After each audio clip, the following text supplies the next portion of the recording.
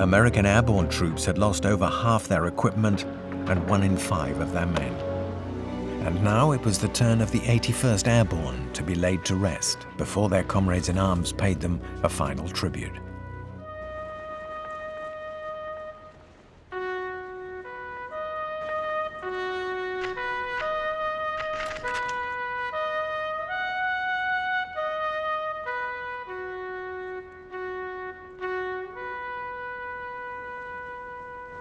Ready, aim, fire! Aim, fire! Aim, fire! On June the 9th, the Americans captured the small town of Isigny, which was furiously bombarded to drive the Germans out for good.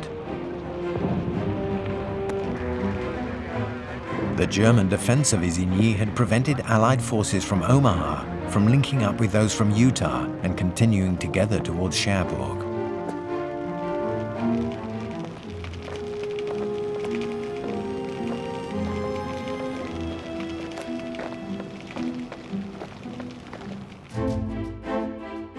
But with Isigny taken, the Allied front was reunited and stretched over 60 miles from Ouistreham to the beachhead in the Cotentin. Although men had no need of ports to land, they now had need of artificial ports to continue the battle and to provide logistics and supplies for the hundreds of thousands of Allied soldiers.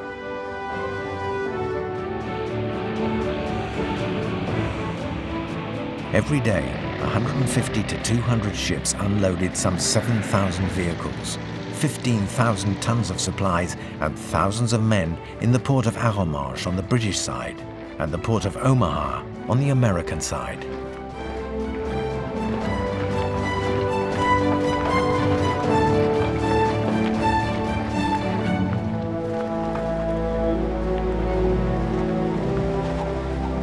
But soon the weather worsened and once again threatened to compromise the operation.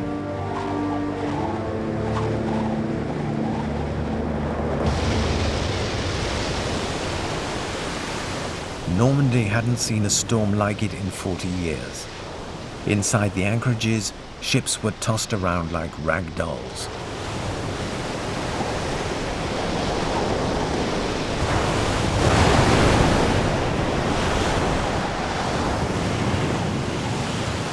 The wall of caissons was unable to withstand the cataclysm.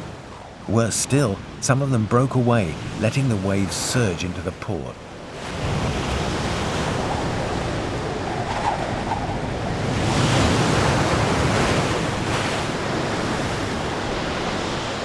Floating docks and gangplanks became detached and were swept away like flotsam.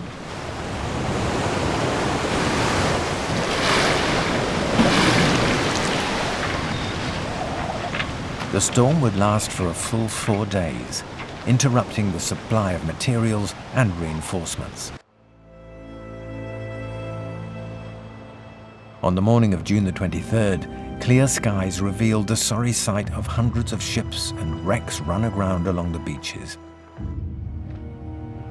Although British engineers quickly rebuilt the port of Arromanches, the US port of Omaha remained out of commission.